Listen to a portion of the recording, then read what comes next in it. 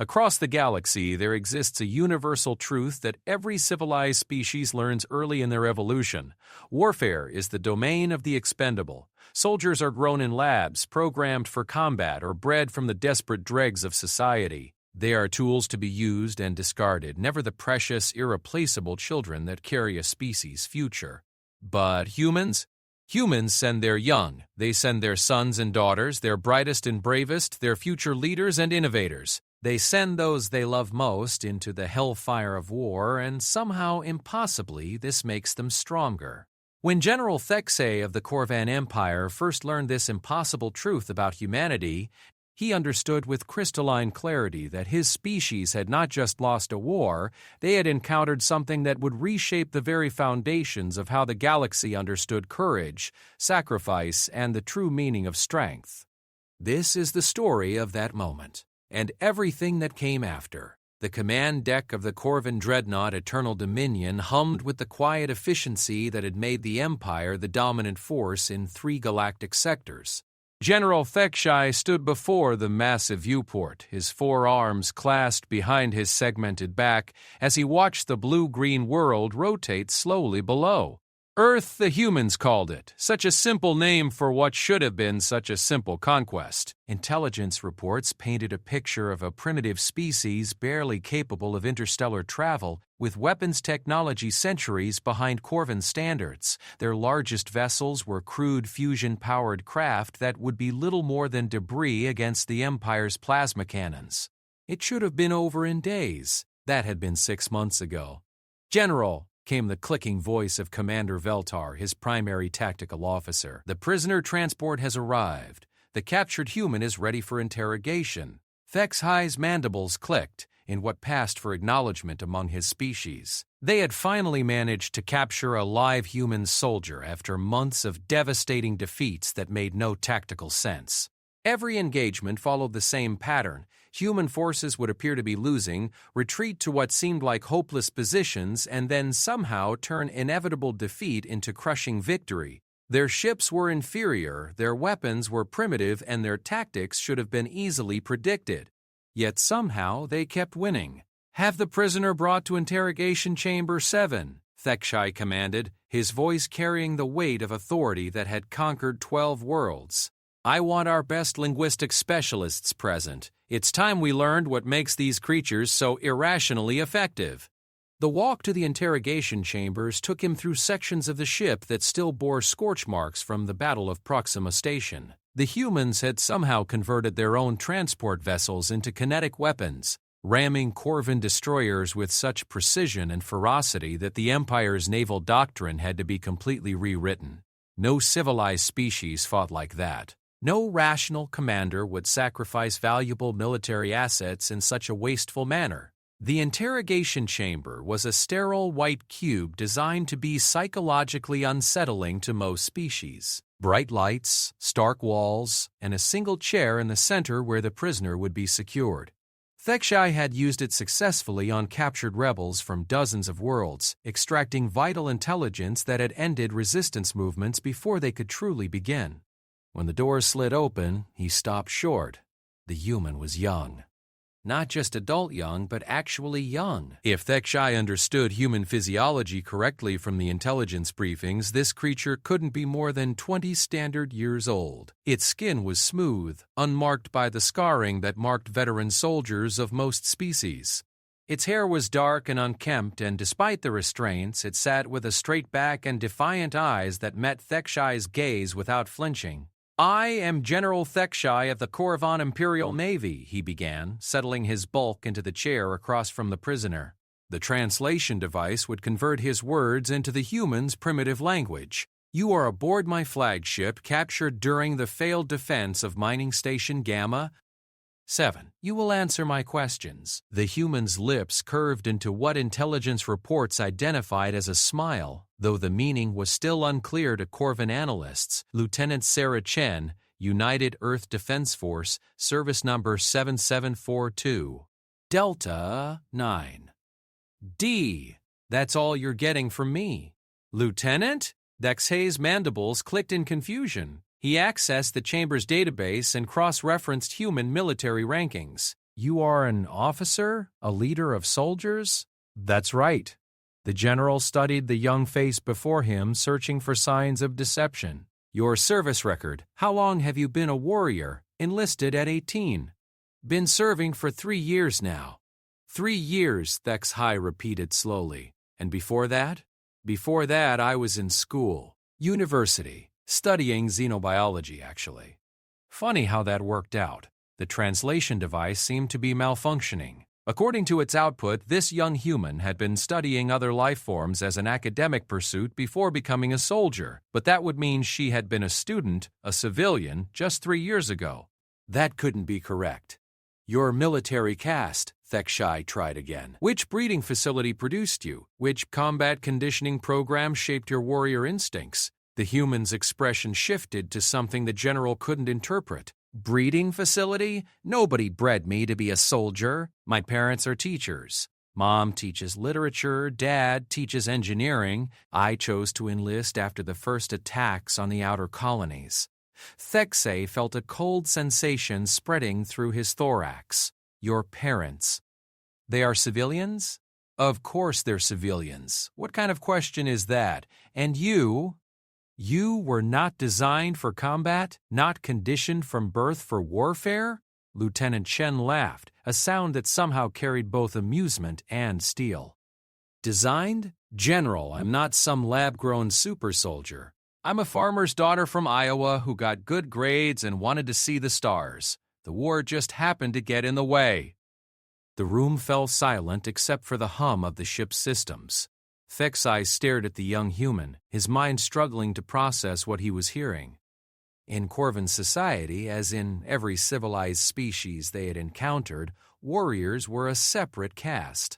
They were either bred specifically for combat, genetically modified for enhanced aggression and physical capability, or drawn from the lowest social classes where their loss would not impact society's essential functions. Your parents, he said carefully, they permitted you to become a soldier? Permitted? Chen's eyebrows rose. They were proud of me. Scared, sure, but proud. Dad drove me to the recruitment center himself, but you are their offspring, their genetic legacy. If you die their bloodline, General, humans don't think like that. We're not some hive species optimizing genetic continuation. We're individuals who make choices, and sometimes those choices involve risking everything to protect the people we love. HFY's secondary arms began trembling, a sign of severe emotional distress among his people. You are telling me that your species sends its young into combat? Not the expendable classes, not the genetically inferior, but your actual children. We send whoever volunteers and qualifies, Chen said simply. Some of our best soldiers are barely 19. Some of our greatest heroes never saw their 21st birthday. This is... The general's mandibles clicked rapidly as he tried to find words for the concept. This is madness. No species would deliberately sacrifice its future for present conflicts. It violates every principle of evolutionary survival. Does it? Chen leaned forward as much as her restraints allowed. Tell me, General, how many worlds has your empire conquered in the last century? 47, HFY answered automatically, pride temporarily overriding his confusion. And how many of those worlds fought to the last defender? How many populations chose death over surrender? None, the general admitted. Civilized species understand when resistance is futile. They surrender to preserve their essential population. Exactly! Chen's smile turned sharp. Because you all fight with your expendable classes? Your soldiers are tools, investments to be protected when the cost becomes too high. But humans? We're not fighting with tools, General. We're fighting with our children, with our future, with everything we have and everything we love.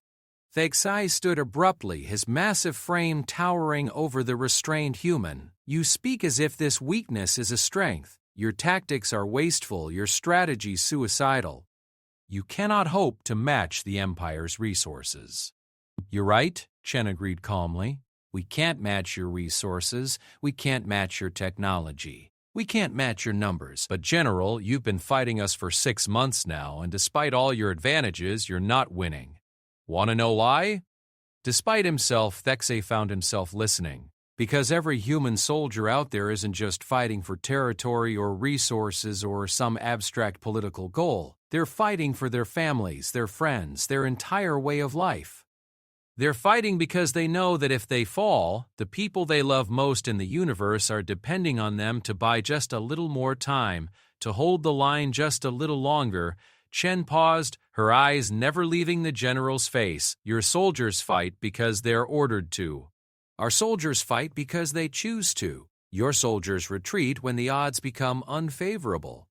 Our soldiers advance because the odds being unfavorable means the people behind them need them even more. The interrogation chamber felt smaller suddenly, the walls seeming to press inward as the implications of the human's words settled over Thexay like a suffocating blanket. He thought of the Battle of Titan's Edge, where human destroyers had held position against impossible odds until their hulls cracked and their reactors went critical. He thought of the defense of Colony 7, where human ground forces had fought building by building, room by room, making the Corvan advance pay for every meter in blood and time. At the time, he had attributed it to primitive stubbornness, an inability to recognize tactical reality. But now, you are saying that your species deliberately sends its most precious individuals into combat, he said slowly, because that investment makes them fight harder? I'm saying that our species doesn't consider anyone expendable. Chen corrected. Every soldier matters. Every life has value. And maybe that's why we fight so hard to keep them. Thexay's mind raced through tactical assessments, casualty reports, and engagement analyses with new understanding. The human fleet hadn't been making desperate, irrational sacrifices. They had been making calculated trades, accepting terrible losses, because the alternative was unthinkable. Every ship that died ramming a Corvan dreadnought wasn't a waste of resources. It was a conscious choice to protect something more valuable than military assets. Your command structure, he said suddenly. Your officers. They are also young? Some of them. Admiral Martinez is only 32. Commander Singh just turned 27 last month. Captain Torres? She's 23 and already has 3 commendations for valor. Each revelation hit like a physical blow. The Corvan Empire's command staff averaged over 60 standard years of age, promoted through careful political maneuvering and conservative tactical thinking. But the humans were putting children in charge of their fleets, trusting their most important decisions to individuals who should still be learning basic military doctrine. This explains so much, Thexay murmured more to himself than to the prisoner. Your unpredictable tactics, your willingness to accept massive casualties for minor strategic gains, your apparent disregard for preservation of assets. We don't disregard preservation of assets, Chen interrupted. We just don't consider our ships and weapons the most important assets.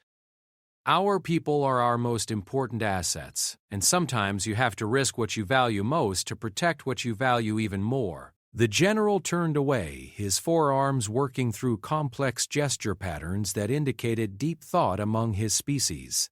Through the chamber's viewport, he could see Earth turning slowly in the void, a blue-green marble that had somehow managed to bloody the nose of the galaxy's most successful military power. Your parents, he said without turning around. What do they know of your current situation? They know I'm missing in action. Probably presumed dead by now. And if they knew you were alive but captured, what would they want you to do? Chen was quiet for a long moment. When she spoke, her voice was softer but no less firm. They'd want me to come home safe, but they'd also want me to do my duty. They raised me to understand that some things are more important than personal safety, even at the cost of their genetic legacy, even knowing they might never see you again. General, my parents didn't have me to carry on some bloodline. They had me because they wanted to raise a human being who would make the world a better place. If I die fighting to protect other people's children, other people's families, other people's chance at happiness, they'd be proud of me. Thexay finally turned back to face the young lieutenant, seeing her with eyes that had been fundamentally changed by their conversation. This wasn't a captured soldier from an enemy military caste. This was someone's child, someone's most precious creation, who had chosen to stand between her people and annihilation. And she was just one of millions. Lieutenant Chen, he said formally, I need to understand something else. Your fleet commander, Admiral Chen, relation? My older sister, Sarah said simply. The bottom dropped out of HFY's understanding of the universe. Your sister commands the human fleet? She's good at it. Always was the better tactician between us. I got the better reflexes, she got the better strategic mind. Mom always said we made a good team. Your family has multiple children in military service? Most families do, if they can. The Jenkins family down the road from us, all 4 of their kids are serving. The Patels next door sent 3 sons and a daughter. It's just what you do when your home is threatened. Vexai sank back into his chair, feeling as though the deck had shifted beneath him. The human fleet wasn't just an enemy force, it was a collection of families, of brothers and sisters and children and parents all working together to protect their shared home. And they were doing it willingly, eagerly, with the full support of the civilian population that produced them. General, Chen said quietly, can I ask you something? Speak. How many of your soldiers have families waiting for them at home? How many of them chose to be here? The question hung in the air like an accusation. Vexai thought of his own forces, Vought-grown warriors with no families, conscripted criminals fighting to reduce their sentences, genetically modified beings bred for aggression and loyalty to the state. They fought competently, efficiently, but without the desperate innovation and impossible courage he had witnessed from human forces. None of them, he admitted. Then you're fighting with an army that has nothing to lose against an enemy that's fighting for everything they love, Chen said. How did you think this was going to end? The interrogation chamber fell silent again, but this time the silence carried weight.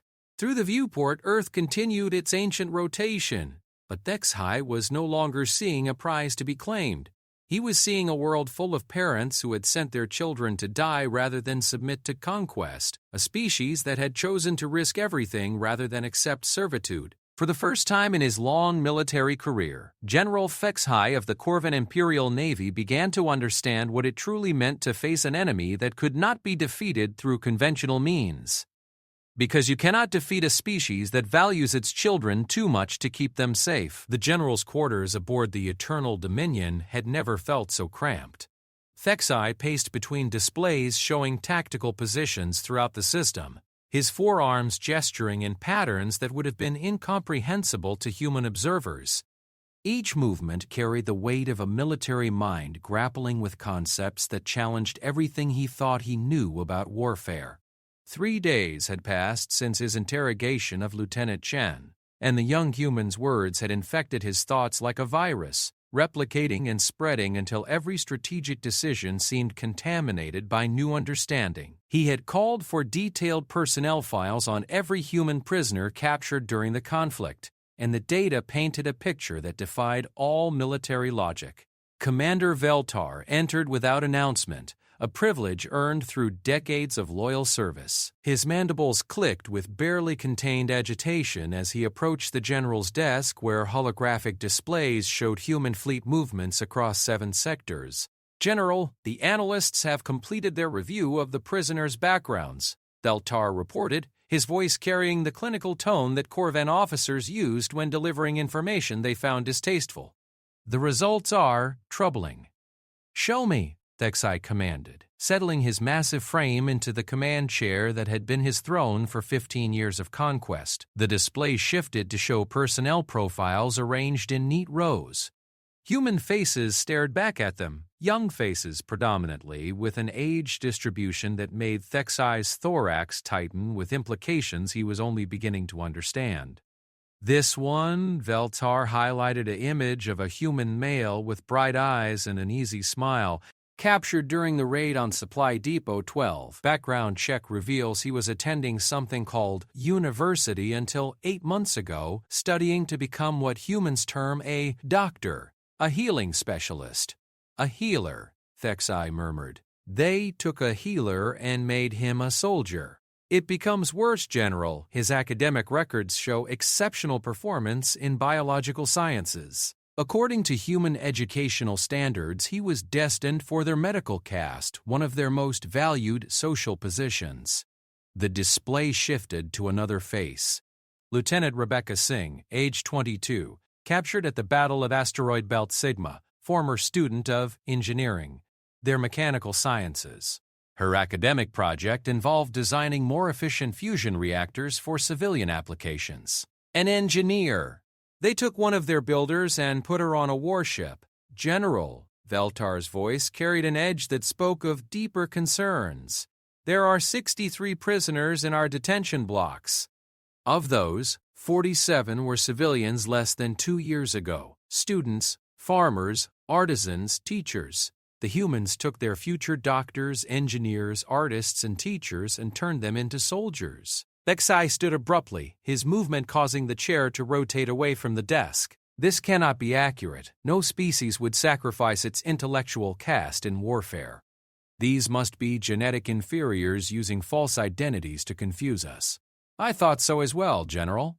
So I ordered biological analysis of all prisoners. Veltar's mandibles clicked in a pattern that indicated reluctant delivery of unwelcome truth. Every human tested shows identical genetic baseline, no caste modifications, no combat breeding, no enhancement for aggression or physical capability. If anything, several prisoners show genetic markers associated with enhanced cognitive function. You're telling me they sent their smartest civilians to fight us? Not just their smartest, General. According to the interrogation transcripts, many volunteered specifically because of their intelligence. The human named Thompson states that he enlisted because someone with medical knowledge would be valuable in keeping other soldiers alive. The engineer Singh claims she joined because the fleet needed people who understood how to repair ships under combat conditions. Thexai moved to the viewport, staring out at the human fleet formations, maintaining position at the system's edge. For months, he had attributed their tactical unpredictability to primitive thinking, but now another explanation emerged. What if their unpredictability came not from ignorance but from having soldiers who could think outside established military doctrine because they had never been trained to accept it? Continue the analysis, he ordered. There's more, General. Lieutenant Chen was not lying about family connections in the human military. Cross-referencing prisoner data with communications intercepts reveals extensive family relationships throughout their command structure. Admiral Chen is indeed her sister. Commander Singh has 2 brothers serving as fighter pilots. Ensign Thompson's father is a maintenance chief on one of their carriers. Families, Thexai repeated slowly. Entire families choosing military service. It appears standard among their species, General. Unlike civilized races that recruit from expendable populations, humans seem to recruit from their most valued demographics. Children of leaders, brightest students, skilled civilians who abandon productive careers to become soldiers. The implications crashed over Thexai like a tsunami of tactical revelation. Every human ship he had destroyed hadn't just been a military asset, it had been someone's child, someone's sibling, someone's most precious genetic investment. Every human pilot who had died ramming Corvin destroyers had been mourned not as an acceptable military loss but as a family tragedy multiplied across their entire society. Their casualty rates, he said suddenly. Pull up our engagement reports. How do you human forces respond to heavy losses? Veltar manipulated the display to show battle statistics from the past 6 months. According to our tactical analysis, human resistance should have collapsed after the Battle of Proxima Ring. They lost 60% of their engaged vessels and should have withdrawn to regroup. But they didn't withdraw. No, General. They advanced. Despite catastrophic losses, they pressed the attack and forced our retreat from the system. Veltar paused, mandibles clicking in confusion. At the time, we attributed it to poor command decisions or inadequate understanding of tactical reality. Now we know better. Thexai studied the battle reports with new eyes. They didn't advance despite their losses. They advanced because of them. Every ship we destroyed made the survivors fight harder, not because they were expendable tools seeking revenge, but because they were family members knowing that retreat meant their losses were meaningless. The tactical displays showed the truth in stark mathematical precision. Human forces consistently fought harder as casualties mounted. displaying increasing effectiveness as their numerical advantage decreased. It was the opposite of every military doctrine HFY had ever studied, yet the data was undeniable. "There's something else, General," Weltar continued reluctantly. "Communications intercepts from human vessels during combat. Our translators initially dismiss them as tactical chatter, but closer analysis reveals they are often personal messages. Explain. Humans broadcast final messages to family members during combat situations with low survival probability. Not tactical information, not strategic updates, but personal communications. Tell Mom I love her. Take care of Dad. Make sure my little brother stays in school." HFY felt his mandibles clicking involuntarily as the scope of human warfare became clear. Their soldiers weren't just fighting for military objectives. They were fighting for specific individuals they could name and love. Every tactical decision was weighted not just by strategic necessity but by the knowledge that failure meant specific faces, specific families, would suffer. "General, there's one more thing." Weltar's tone carried an edge that suggested they had saved the worst for last. "We've identified the reason for their technological innovations during combat." The display shifted to show engineering analysis of captured human equipment, improvised armor configurations, jury-rigged weapon systems, field modifications that had given human forces unexpected advantages in several engagements. These modifications weren't developed by military engineers, General. According to communications intercepts, they were designed by soldiers during combat.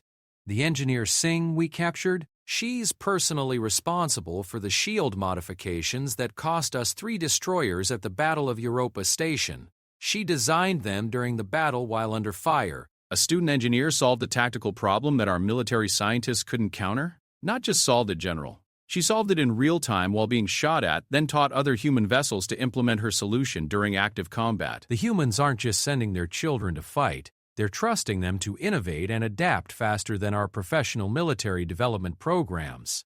HFY sank back into his chair, processing the overwhelming implications. The Corvan Empire had built its military success on professional soldiers, specialized equipment, and doctrine refined through centuries of conquest. They deployed overwhelming force, superior technology, and tactical predictability that ground enemy resistance into submission through sheer efficiency. But humans were fighting with their children, their future doctors and teachers and engineers, individuals who brought civilian creativity to military problems and personal investment to strategic decisions. Every human soldier was simultaneously a warrior, an innovator, a family member, and a piece of their civilization's future, all wrapped into a single, irreplaceable individual. "Commander," HFY said slowly, "I want you to run a theoretical analysis. If we were to lose this war, what would happen to Corvan military doctrine? General, humor me.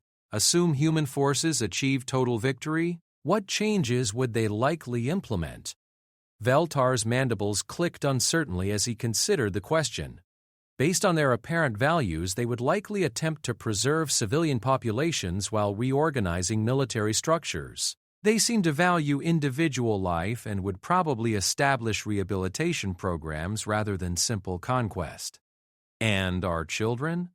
Our genetic legacy? Humans appear to value education and civilian development. They would likely improve our educational systems, expand opportunities for non-military careers. Weltar paused as the implications became clear. They would make our children safer, not more expendable. Exactly. HFY stood again, moving to study tactical displays with new understanding. "We have been fighting a war to preserve a system where our children are protected by keeping them away from danger. They are fighting a war to protect a system where their children grow stronger by facing danger directly."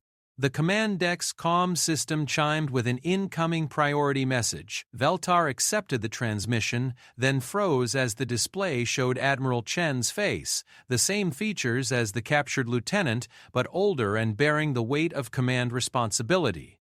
"General HFY," Admiral Chen said, her voice carrying across space with calm authority. "I'm requesting a temporary ceasefire to discuss prisoner exchange. You wish to trade for your captured soldiers? I wish to trade for your education, General. You've been interrogating my sister for 3 days. I'm hoping she's helped you understand what you're really fighting against. Thex Hay studied the human admiral's face, seeing in her eyes the same steel determination he had observed in Lieutenant Chen. But there was something else, a weariness that spoke of someone carrying the weight of sending children into battle. Admiral, your sister has been illuminating. She claims you send your most precious individuals to fight. We send our volunteers, General. People who understand what's at stake and choose to stand between their families and annihilation. Some of them happen to be young, some happen to be brilliant, and some happen to be irreplaceable. But they're all here by choice. Choice, Thex Hay repeated. Your entire military is volunteer? Every human in uniform chose to be there. No conscription, no forced breeding, no genetic manipulation. Just people who decided that some things are worth fighting for. Through the viewport, Thex Hay could see human fleet formations maintaining perfect discipline while broadcasting their willingness to engage in conversation rather than immediate combat. 6 months ago, he would have seen this as weakness, an inability to press advantages when they appeared. Now he understood it as confidence born of knowing that every ship in their formation was crewed by someone who wanted to be there. Admiral, he said finally, I accept your ceasefire. But I have questions. I expected you would, General. My sister has always been good at making people think. The communication channel remained open as Thex Hay contemplated the magnitude of what he was facing. Not just an enemy fleet, but an entire civilization that had weaponized love itself, turning their deepest caring into their greatest military advantage. For the first time in his career, he began to wonder if the Corvan Empire had finally encountered something it could not conquer through superior force and tactical efficiency. Because how do you defeat an enemy whose greatest strength comes from the very thing you're trying to protect them from? The neutral space station designated as the ceasefire meeting point hung in the void between the human and Corvan fleets like a metallic mediator, its ancient hull scarred by decades of use as a diplomatic venue.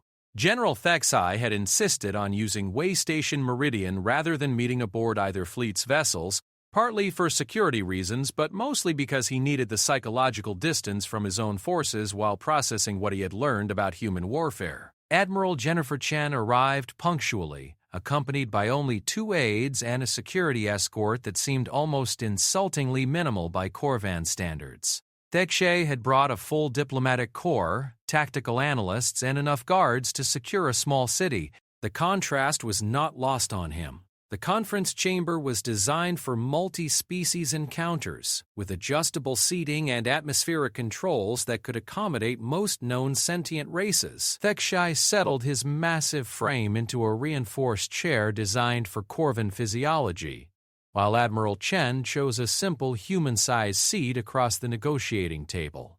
The casual way she positioned herself spoke of someone comfortable with her own authority. General, Admiral Chen began without preamble, before we discuss prisoner exchange, I want to thank you for treating my sister with respect. Her reports indicate you've been curious about our military structure. Curious is an understatement, Admiral. Your sister has challenged fundamental assumptions about civilized warfare. Thex Hay's mandibles clicked in patterns indicating serious contemplation. I requested this meeting because I need to understand what my empire has encountered. You've encountered humanity, General. Nothing more complicated than that. Nothing more complicated? Thex Hay leaned forward, his forearms spreading in a gesture of incredulous dismay. Admiral, your species violates every principle of rational military doctrine. You send children to fight wars that should be left to professional soldiers. You risk your genetic future for present conflicts. You make tactical decisions based on emotional attachments rather than strategic efficiency. Admiral Chen's expression remained neutral, but something flickered in her eyes that reminded Thex Hay strongly of her sister. General, may I ask about Corvan military recruitment?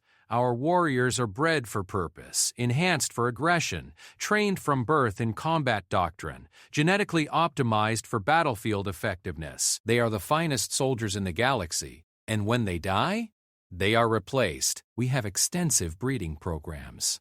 Do you mourn them? The question caught Thex Hay off guard. Mourn them? They are soldiers. Death is their expected function. I see. Admiral Chen paused, studying the Corvan general with an expression he could not read. "General, yesterday I lost 16 pilots in a skirmish near the asteroid belt. Would you like to know about them? I fail to see the relevance of individual casualty details."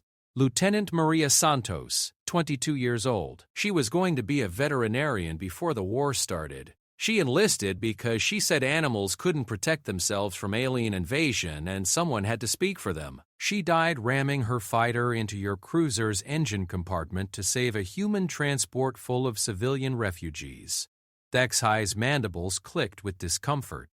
"Admiral, this biographical detail serves no tactical purpose. Ensign David Kim, 19 years old, top of his class in applied mathematics. He could have worked anywhere in human space, but he chose the Navy because he wanted to use his skills to save lives. He died when his fighter's life support failed after taking plasma fire meant for a damaged destroyer. Why are you telling me this? Commander Sarah Williams, 28 years old, married 3 months ago to a fellow officer serving on the carrier Independence. She was planning to start a family after the war. She died providing cover for a medical evacuation ship."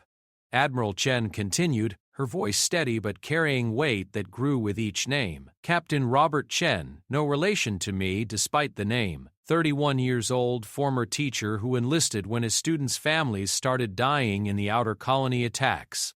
He died when he stayed behind to manually detonate his ship's reactor, taking out 2 Corvan destroyers that were pursuing a hospital ship." "Enough," HFY commanded, his voice carrying the authority of someone unaccustomed to being denied. "Not enough, General. I could go on for hours.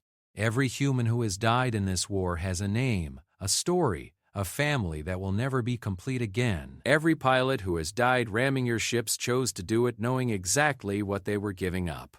You speak of choice, but this is madness. No rational being would choose death over retreat." Admiral Chen leaned back in her chair, her gaze never leaving HFY's face. "General, what do you know about human families? Your biological reproduction follows standard bilateral genetic recombination. Average offspring per mating pair ranges from 1 to 4 individuals." "That's the mechanics. I'm asking about families." The Admiral's expression softened slightly. "My sister Sarah and I grew up on a farm in Iowa. Our parents worked 16-hour days during planting and harvest seasons, not because they had to, but because they wanted to leave us something better than what they inherited. Every morning before school, Dad would make pancakes shaped like spaceships because Sarah dreamed of seeing the stars." HFY listened despite himself, trying to understand the relevance of these domestic details. "Mom taught us that being smart meant nothing if you didn't use your intelligence to help others. Sarah got perfect grades, full scholarship to the best university on Earth. She was going to be a xenobiologist, maybe even join the first diplomatic missions to other species. Instead, she's sitting in your detention cell because she chose to fight for the right of other children to dream about spaceships. This emotional attachment is precisely what makes human tactics so inefficient," HFY protested. "Your sister could contribute more to your species as a scientist than as a soldier." "Could she?" Admiral Chen's voice carried a challenge that made the Corvan general pause. "General, in 6 months of warfare, how many tactical innovations has your professionally bred military developed? Innovation is not the purpose of warfare. Efficiency and overwhelming force determine victory. My sister Sarah, the would-be xenobiologist, developed 3 new electronic warfare techniques during her first month of service. Lieutenant Santos, the aspiring veterinarian, figured out how to use your own plasma weapons against your shields by modifying our missile guidance systems.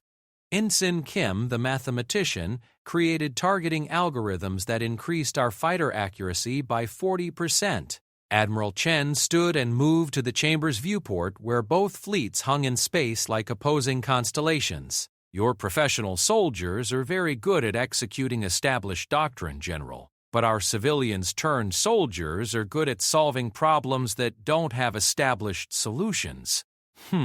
Improvisation is not a substitute for proper training, isn't it? The Admiral turned back to face him.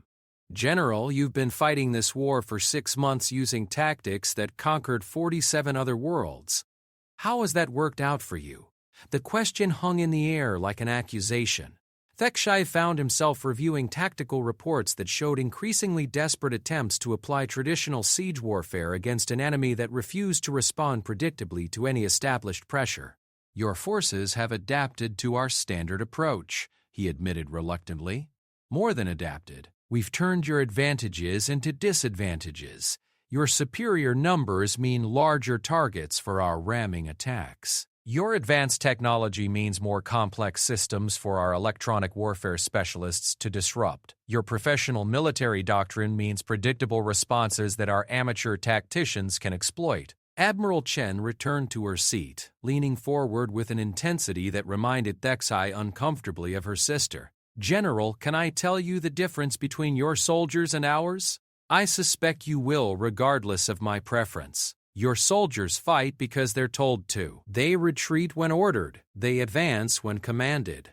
They follow doctrine because that's what they were designed to do." She paused, letting the words settle. "Our soldiers fight because they can't bear the thought of letting down the people they love. They retreat when they have to, but they advance when they need to. They ignore doctrine when doctrine means failing the people counting on them."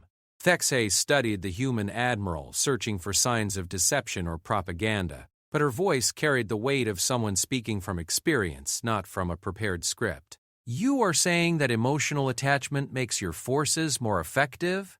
I'm saying that emotional attachment makes our forces more motivated, and motivation, General, is the one factor that your military science can't quantify or replicate." The Corvin general stood, beginning the pacing pattern that helped him process complex strategic problems.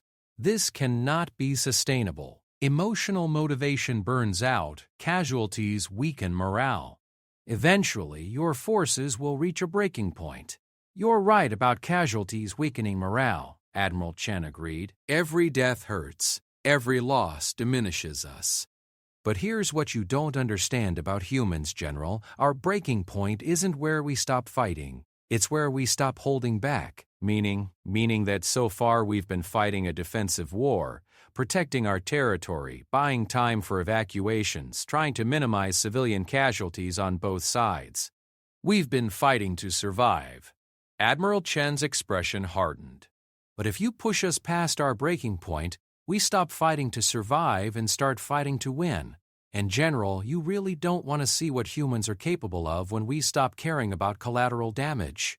The threat was delivered with calm professionalism, but Thekshai heard the steel beneath the words. He thought of human tactics he had already witnessed, ramming attacks, suicide runs, impossible last stands, and realized that Admiral Chen was suggesting these represented restraint rather than desperation.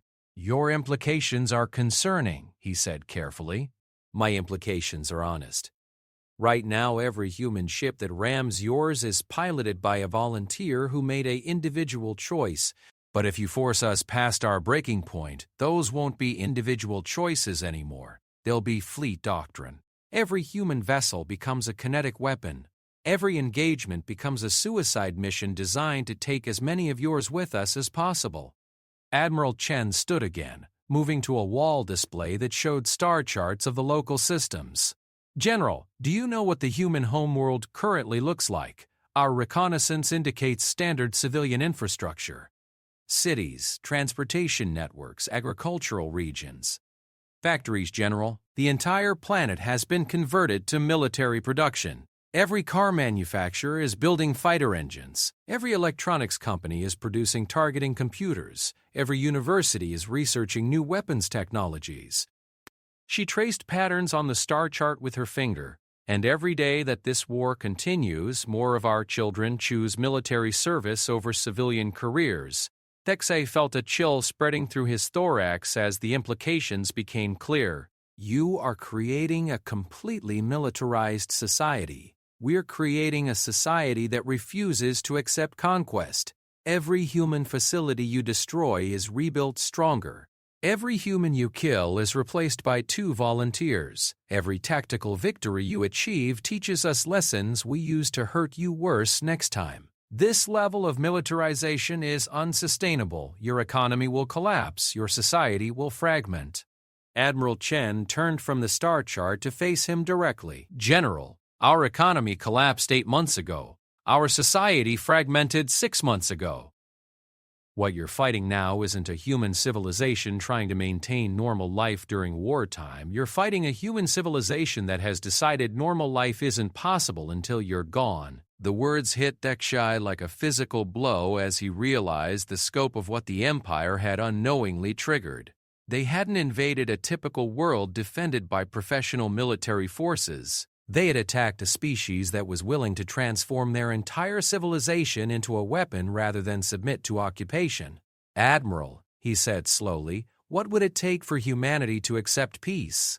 Complete withdrawal from human space, recognition of our territorial sovereignty, reparations for the colonies you've destroyed." Her voice remained steady, but her expression showed no flexibility, "and a guarantee that the Corvan Empire will never threaten human worlds again. The Empire does not negotiate from weakness. Then I hope you're negotiating from strength, General, because those are our only terms."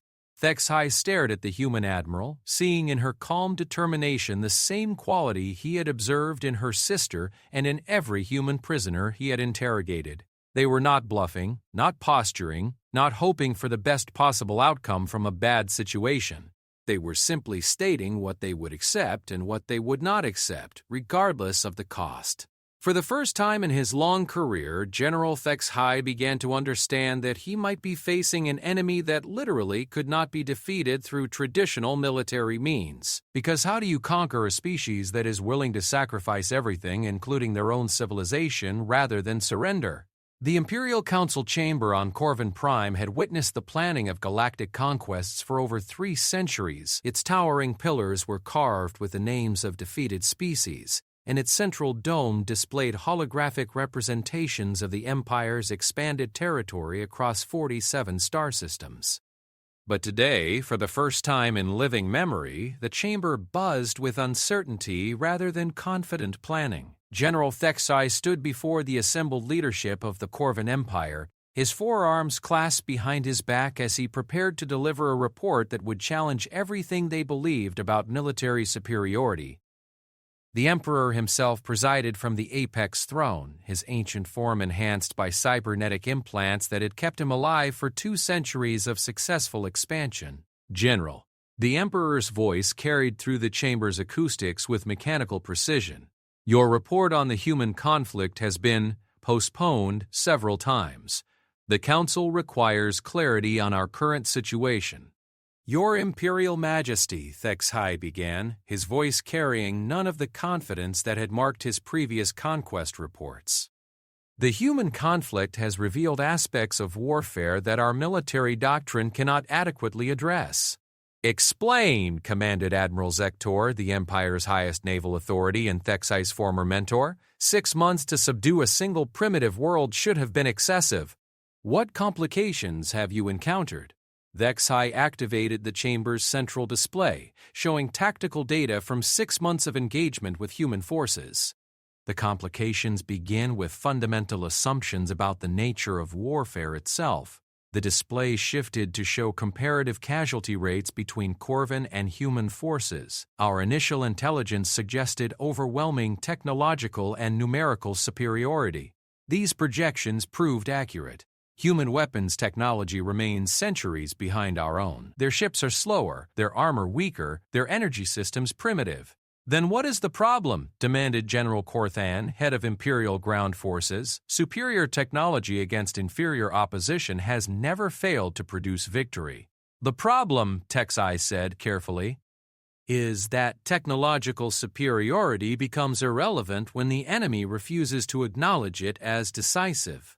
The display showed footage from recent battles, human vessels ramming Corvan destroyers at significant tactical disadvantage, fighters attacking capital ships in suicide runs that violated all rational cost-benefit analysis, ground forces holding impossible positions until complete annihilation. "They fight like animals," Admiral Zektor observed with disdain. "Primitive creatures driven by instinct rather than rational thought." "I believe that as well," Thexai admitted, "until I discovered the truth about human military recruitment." The display changed to show the personnel files of captured human soldiers. Young faces stared back at the Imperial Council, along with biographical data that challenged every assumption about civilized warfare. These individuals, Thexkai continued, represent the core mystery of human military effectiveness. They are not professional soldiers, they are not expendable castes, they are not genetically modified for combat capability. Emperor Vorthai leaned forward on his throne, cybernetic optics focusing on the display with mechanical precision. Then what are they? They are children, Your Majesty. The literal offspring of human civilian populations.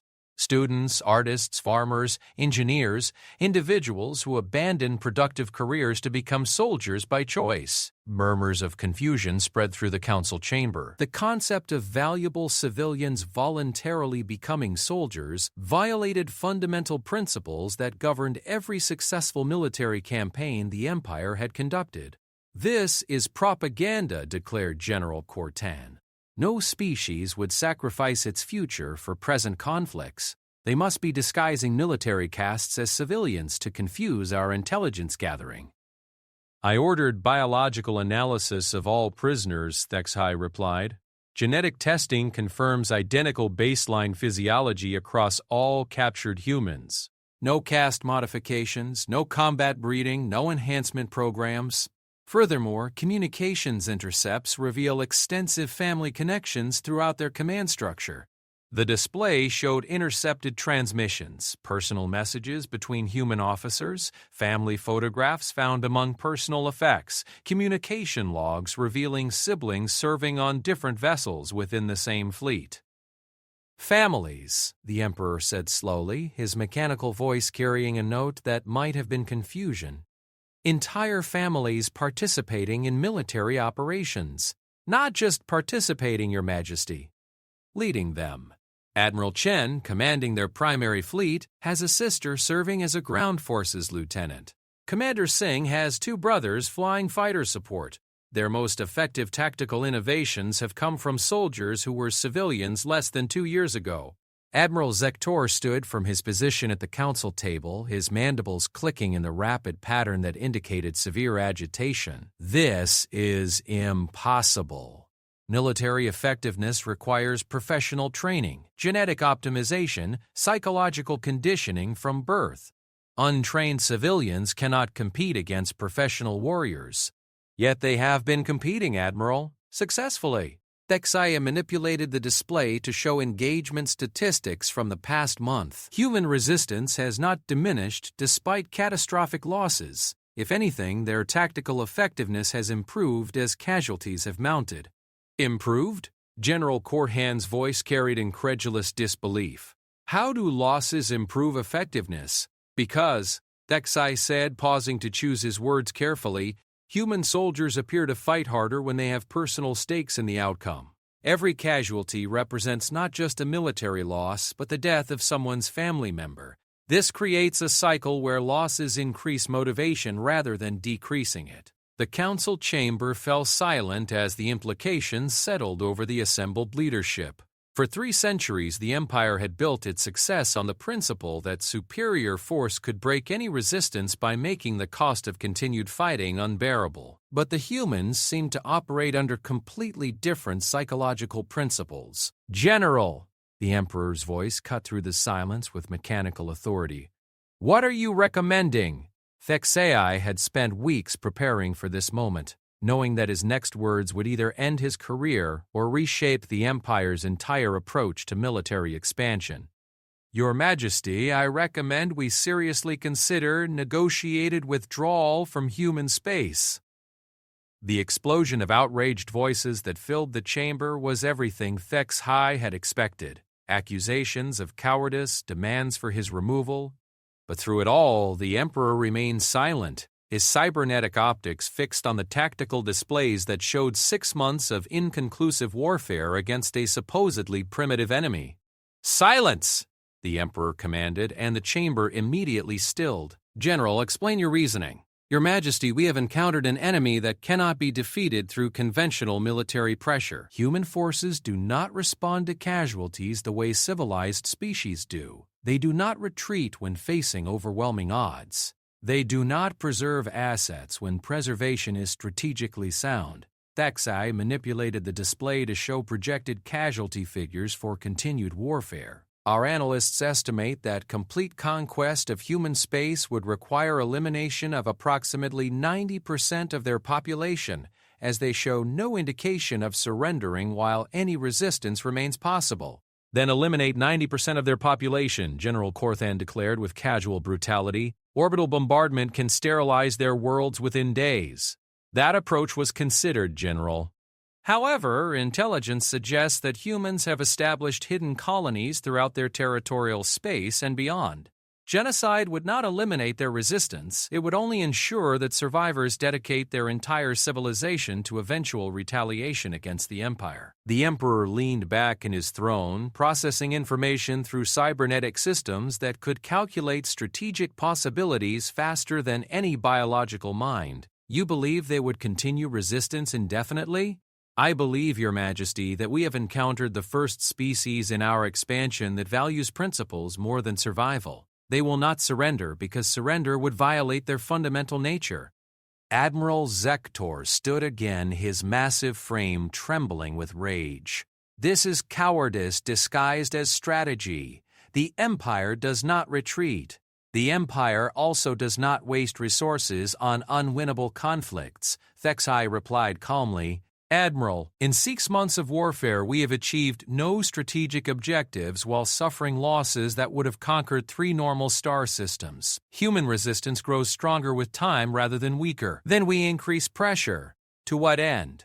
HFY's voice carried the weariness of someone who had spent months grappling with impossible tactical realities. Admiral, every escalation we attempt is met with counter-escalation that costs us more than it costs them. They convert their entire civilization into a military asset and call it acceptable losses. They sacrifice their most valuable individuals and call it necessary investment.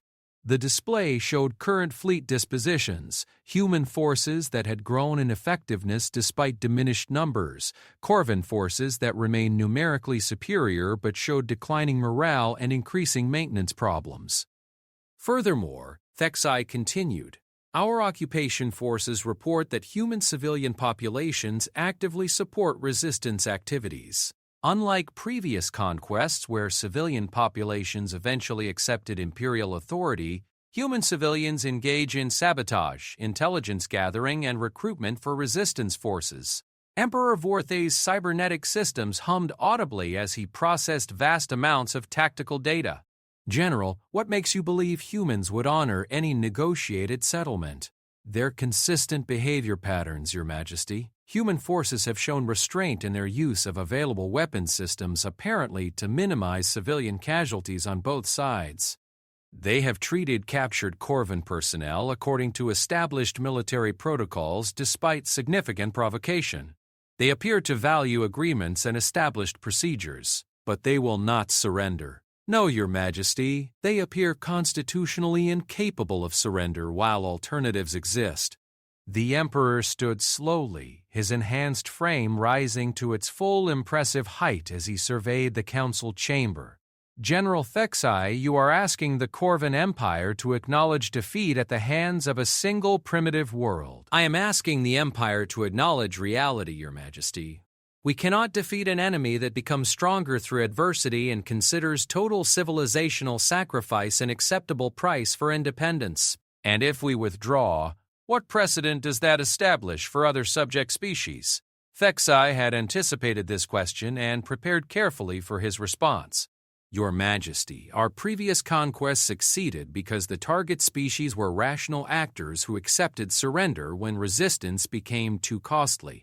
But if word spreads that the Empire withdrew from human space, which would be catastrophic for imperial expansion, yes, Your Majesty, unless we can demonstrate that humans represent a unique case rather than a replicable strategy.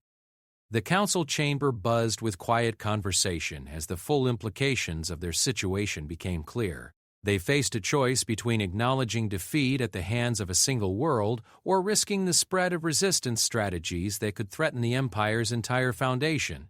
Emperor Vorthay returned to his throne, cybernetic systems processing possibilities that organic minds could not comprehend. When he spoke again, his mechanical voice carried the weight of 3 centuries of absolute authority. General Thexai, you will return to the human conflict with full authorization to negotiate whatever terms are necessary to end hostilities. The Empire cannot afford to have its expansion halted by a single world, nor can it afford to demonstrate that our military might has limitations. Your Majesty, the humans will demand recognition of their territorial sovereignty. Then grant it. Declare their space a restricted zone unsuitable for imperial colonization.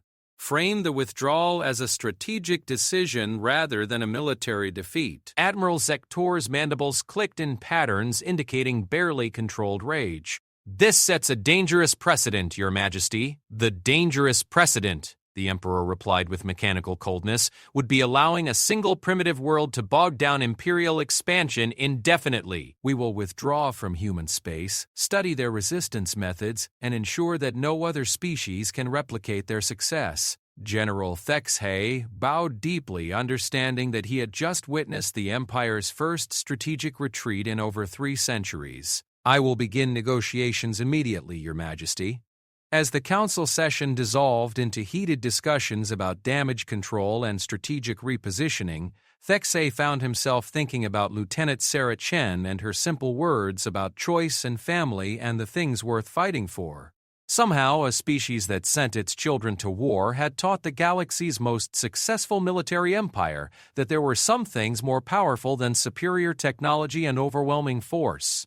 The question now was whether the Empire could learn from that lesson without destroying itself in the process. 5 years after the Corvin withdrawal from human space, the galaxy looked fundamentally different. The news of humanity's successful resistance had spread through diplomatic channels, trade routes, and underground networks faster than any imperial censorship could contain. But the true magnitude of change became apparent in the most unexpected places, witnessed by those who understood the implications of what humans had demonstrated. General Thexai, now bearing the title of Imperial Cultural Liaison rather than Military Commander, stood in the observation deck of a research station orbiting the neutral world of Kepler's Rest. Below, representatives from dozens of species engaged in what had become known as the New Paradigm Conference, a gathering that would have been impossible before humanity's war of resistance. The Corvin Empire requests recognition of our revised territorial claims, announced Ambassador Keltharara from the station's Central Assembly Hall, her voice carrying across communication systems to every corner of known space. We acknowledge the sovereignty of human space and establish formal diplomatic relations with the United Earth Defense Coalition. The words still felt strange to Thexai's mandibles, even after 5 years of practice. The empire that had conquered 47 worlds now publicly acknowledged the independence of a single system they could not defeat. What made it stranger was that this acknowledgement had become the foundation for something unprecedented in galactic politics. "General," came a familiar voice behind him, Lieutenant Sarah Chen, now bearing the rank of colonel and serving as humanity's chief military observer, approached with the easy confidence of someone who had helped reshape the galaxy's understanding of warfare. "Still finding all this hard to believe? 5 years later, Colonel, I still struggle with the implications." Thexai turned from the viewport to face the young woman who had first opened his eyes to human military philosophy. "Your species has accomplished something I thought impossible. We didn't do it alone. We just showed everyone else that it could be done." Through the observation deck's windows, they could see delegations from species that had been subject to imperial rule for decades, now engaged in negotiations for autonomous governance and reduced tribute obligations. The Helian Republic had successfully renegotiated their mining agreements. The Zephyrian Collective had established independent trade relationships. 3 former client states had declared complete independence and received recognition not just from humanity but from the Empire itself. "The children have become teachers," Thexai observed, watching a delegation of young Altairian representatives presenting proposals for educational exchange programs with human universities. "Your military officers are consulting with resistance movements." Your engineers are sharing defensive technologies. Your diplomats are mediating conflicts throughout the outer systems. We're sharing what we learned, Colonel Chen corrected. That courage isn't about being unafraid. It's about being afraid and choosing to act anyway. That strength isn't about having the biggest weapons. It's about having the strongest reasons to fight. The conference below had reached the session on military doctrine reform, where human advisors worked with representatives from dozens of species to develop defensive strategies based on citizen militias rather than professional armies. The very concept would have been laughable 5 years ago, but reports from across the galaxy showed that worlds implementing human-inspired resistance doctrines had successfully deterred expansion by 3 different imperial powers. The Thraxian hegemony has withdrawn from 2 contested systems rather than face prolonged resistance, HFY noted, reviewing reports on his personal display. The Nexus Confederation has halted expansion entirely and begun negotiations with client species for autonomous status. Even the Void Collective has reduced aggressive operations. Turns out that when civilizations start fighting like they have something to lose, conquest becomes a lot more expensive, Colonel Chen replied with a slight smile that reminded him of her sister's defiant expression in that first interrogation. Admiral Jennifer Chen's voice echoed from the assembly hall speakers as she addressed the gathered representatives. The principles we're discussing aren't uniquely human. Every species here has individuals who love their families, who value their freedom, who would sacrifice for their children's future. What we've learned is how to turn that love into organized resistance. HFY accessed tactical reports that would have been classified at the highest levels just years ago, now shared openly between allied species developing mutual defense agreements. The data painted a picture of fundamental change in how the galaxy approached conflict resolution. Casualty rates in major conflicts have dropped by 60% since human military advisors began consulting with local defense forces. He read aloud, not because there are fewer conflicts, but because aggressors now face the prospect of extended resistance that makes conquest unprofitable. More importantly, Colonel Chen added, civilian casualties have dropped by 80%. When armies are made up of volunteers defending their homes rather than professional soldiers fighting for conquest, they have strong motivation to protect non-combatants. The most remarkable change, however, was visible in the delegation chambers themselves. Young representatives sat alongside experienced diplomats, contributing perspectives that had been ignored for centuries. The Corvan Empire's own delegation included recently graduated civilians rather than exclusively military and political professionals. Your sister has become something of a legend, HFY observed as images from the assembly hall showed Admiral Chen consulting with representatives from recently liberated worlds. The military academies of 6 species now teach courses based on her tactical innovations. She never expected her love of xenobiology to become a foundation for interspecies military cooperation. Through the viewport, they watched as a transport vessel docked with the station, its hull bearing the insignia of the Terran Diplomatic Corps alongside symbols from allied species. The passengers who disembarked included human teenagers carrying datapads full of cultural exchange proposals, young Altarians presenting technological innovations, and Zephyrian adolescents who had volunteered for disaster relief coordination. This is what disturbs Imperial leadership most, HFY admitted. Not just that humans fight with their children, but that you've convinced other species to trust their children with important responsibilities. We didn't convince anyone of anything, Colonel Chen replied. We just demonstrated that young people often have perspectives that adults have forgotten. When you're fighting for your future, it helps to include people who will actually live in that future. The conference proceedings had reached the presentation of the Youth Advisory Protocol, a proposal to include representatives under 30 standard years in all major diplomatic negotiations. The concept had emerged from human diplomatic practices but was now supported by delegations from over 20 species. The Corvan Council has been resistant to this particular innovation, HFY noted with what might have been amusement among his people. Change is hard, especially for civilizations built around age-based authority structures. But even the Empire has started implementing modified versions. That was true, though Thexhai suspected few Imperial citizens understood the significance. The Empire's new Cultural Integration Initiative included young advisors from subject species in policy discussions that affected their worlds. It was a minor modification compared to human practices, but it represented acknowledgement that wisdom didn't always correlate with age or rank. "General," Colonel Chen said, using his former title with familiarity that still surprised him, "can I ask you something personal?" "Proceed." "Do you have family? Children?" Thexhai's mandibles clicked in patterns indicating complex emotions.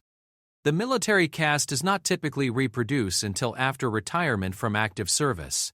I have genetic material stored for eventual breeding when my military obligation concludes." "That sounds lonely. It is efficient. Emotional attachments compromise tactical judgment." "Do they?" Colonel Chen moved to stand beside him at the viewport, watching the bustling activity of interspecies cooperation below. "General, you've spent 5 years studying human military effectiveness. In your professional opinion, do our emotional attachments make us better or worse soldiers?" The question forced Thexhai to confront conclusions he had been avoiding for years.